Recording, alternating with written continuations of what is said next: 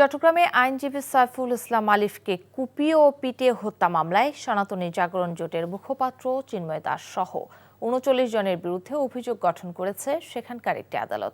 এর মধ্য দিয়ে চাঞ্চল্যকর এই হত্যাকাণ্ডের আনুষ্ঠানিক বিচার কার্যক্রম শুরু হলো। আগামী ২ ফেব্রুয়ারি মামলার পরবর্তী শুনানির দিন ধার্য করা হয়েছে। চট্টগ্রাম থেকে আরিজ আহমেদের পাঠানো রিপোর্ট জানাচ্ছেন জীবন আহমেদ।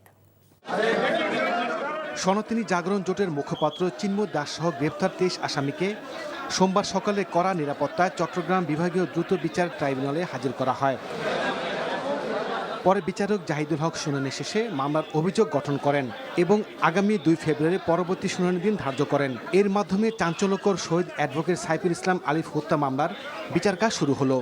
চট্টগ্রাম বিভাগীয় দ্রুত বিচার ট্রাইব্যুনালের public prosecutor SUM Nurul Islam জানান, চিন্ময় দাস সহ ৩৯ জনের বিরুদ্ধে বিচার কাজ শুরু হয়েছে। আলিফ হত্যাকাণ্ডের ঘটনায় দায়েরকৃত মামলার তদন্তে প্রমাণিত হয়েছে যে বহিষ্কৃত ইস্কন নেতা চিন্ময় কৃষ্ণ দাসের প্রত্যক্ষ উস্কানি ও প্ররোচনা ও নির্দেশনা একটি সংঘবদ্ধ অপরাধী চক্র পূর্ব পরিকল্পিতভাবে নৃশংসভাবে এই হত্যাকাণ্ড ঘটায়। তবে তা অস্বীকার করেন আসামি পক্ষের আইনজীবী। আসামিরা যা স্বীকার করেছে ১৬৬ ধারা জবানবন্দিতে সবকিছু বিবেচনা করে আসামিদের বিরুদ্ধে প্রাথমিক সত্যতা পাওয়া যাওয়ার থাকার কারণে তাদের বিরুদ্ধে অভিযোগ গঠন করা হয়েছে। বিশেষ করে আসামি চিন্ময় দাসের বিরুদ্ধে দণ্ডবিধানের ৩০২, ১০৯ ধারায় অভিযোগ গঠন করা হয়েছে।